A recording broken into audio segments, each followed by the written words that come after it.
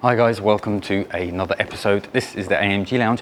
I'm G, and this, well, you've probably already guessed, is the all-new 2021 Mercedes-Benz C-Class. And I'm very excited to share this video with you. Today we are at Mercedes-Benz World in Brooklands, and a massive shout out and thank you to Mercedes-Benz UK for making today possible.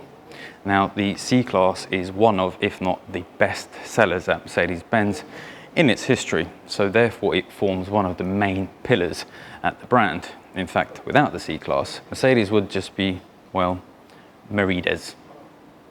Get it? Because C-Class, Mercedes. Never mind. So, without further ado, let's dive right in. But first, let's have a look at some of the new design features.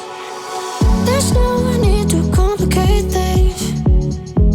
Let's stick to the basics. We both know what we want. Let's just keep it simple. Oh yeah, oh yeah, oh yeah. We dance on the same wavelength. This feels like a new beginning. So far, Mercedes have revealed to the world the saloon and estate version of the C-Class. Although we are yet to have official confirmation on the specification and trim lines that will be on offer in the UK, one thing is for certain, and that is that the AMG line will definitely be making its debut in the UK. The C-Class has in recent years been available in petrol, diesel and plug-in hybrid variants, and this is likely to continue, so all the company car drivers will be very excited, I'm sure. The hybrids of today, I would say, were probably 75 to 80% engine and 20 to 25% EQ, whereas the C-Class family is likely to narrow that margin in favour of the electric. In fact, all engines will have some involvement from the EQ technology, such as the 48-volt starter generator, which we've already seen on the 53 AMG models, but is now available on other cars too, all in the aid of saving fuel and thus saving the planet. Now, the interior, this is where Mercedes-Benz really comes into its own, and they certainly are leading the way.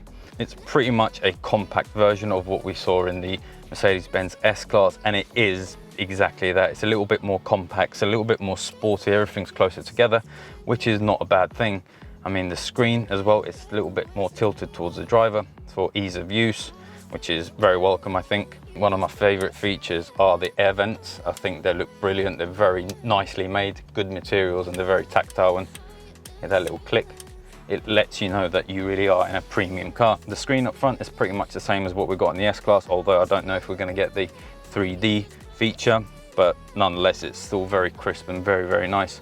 Although it is a brand new interior and it's pretty much been redesigned from the ground up, there are some design cues that let you know that you are still in a C-Class, and that's the waterfall dashboard that you've got here, which is very sort of sleek and modern.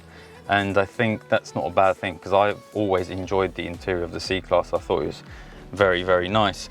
And there are some really nice touches, which again we saw in the S-Class. And one of my favorite things is these floating panels, where you find your seat controls, heated seats, and of course the door handle, and there's ambient light that goes around it. And it is just very nice. Even the handle looks like something that you would find in a spaceship, basically.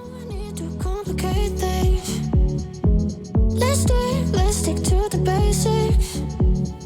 We both know what we want. Let's just keep it simple. Oh yeah, oh yeah, oh yeah. We dance on the same wavelength. This feels like a new beginning. Design-wise, we have very strong clues from its older sibling, the S-Class. The rear clusters are now adopting a horizontal design as opposed to the vertical we saw in the last few generations. And personally, I think this is a very nice touch, as it makes the rear end look a lot wider and meaner.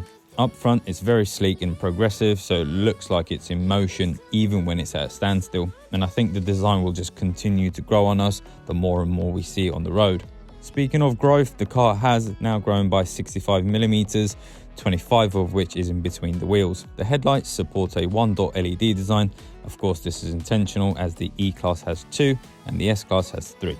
A small design feature to distinguish the three models. The proportions of the C-Class is now bigger than its predecessor, ensuring that all passengers are well catered for when it comes to comfort and space. The rear has ample space for 2 adults and 2 lots of Isofix for the child seats and a generous boot. 45 litres more than the outgoing car, which is most important as practicality and comfort is crucial in this segment. It looks great, it's refined, and I think it's taken the expectations of what this car should offer to the next level. Of course, we will do a full review on this once we have a demonstrator. To ensure you don't miss out, please hit the subscribe button and give it a like. Thank you very much for watching, and we'll see you in the next one.